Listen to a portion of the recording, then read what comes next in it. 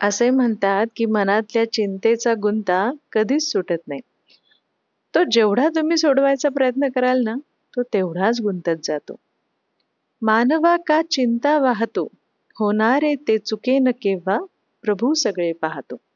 असे राष्ट्रसंत तुकडोजी महाराज एका भजनात म्हणतात. तुम्ही म्हणाल असं कसं शक्य आहे ना, चिंता तर असतातच, त्याशिवाय काय आयुष्य आहे. पण आयुष्य म्हणजे चिंता नाही हो, तर आयुष्य म्हणजे आनंद. संत कबीरदास सुद्धा सांगून गेलेत, चिंता ऐसी डाकिनी काट कलेजा खाय, वैद बिचारा क्या करे, कहाँ तक दवा लगाए. चिंता ही एखाद्या चेटकिनीप्रमाणे चिंता करणाऱ्या व्यक्तीचे हृदय खात असते. अशा चिंतेमुळे उत्पन्न त्रासाला तज्ज्ञातला तज्ज्ञ वैद्य देखील बरा करू शकत नाही.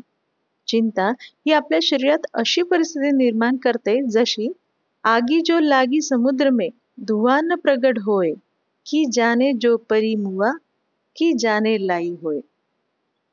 हृदयरूपी समुद्रात जेव्हा चिंतेची आग लागते ना, तर त्यातून ना धूर निघतो, ना ती आग कोणाला दिसते.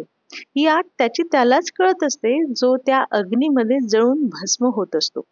संत कबीरदास, राष्ट्रसंत तुकडोजी महाराज आपल्याला हे सांगण्याचा प्रयत्न करत आहे की चिंता हा असा एक चोर आहे, जो शारीरिक संपत्तीचा हळूहळू नाश करतो. चिंता आणि व्याकुलतेने पीडित व्यक्तीला कुठलाही उपचार वाचवू शकत नाही. मग या चिंतेपासून सुटण्याचा उपाय काय? मनाला चिंतारहित कसे करायचे? तर संत कबीरदास म्हणतात की परमेश्वराचं नाम स्मरण करा. परिस्थितीची चिंता करणं सोडून द्या आणि कर्म करत राहा. आणि आपले राष्ट्रसंत तुकडोजी महाराज म्हणतात, म्हणून सांगतो स्मर तू हरीला, विसरू नको रे सहकार्याला, तुकड्या दासा अनुभव ऐसा, घडी घडी मज राहतो.